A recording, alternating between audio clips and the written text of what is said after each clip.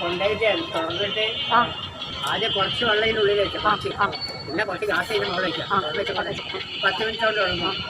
ഉള്ളി ലേശം ടൈറ്റാണ്, കൂടുതൽ ടൈറ്റായാലും ഇഞ്ചി പൊട്ടി.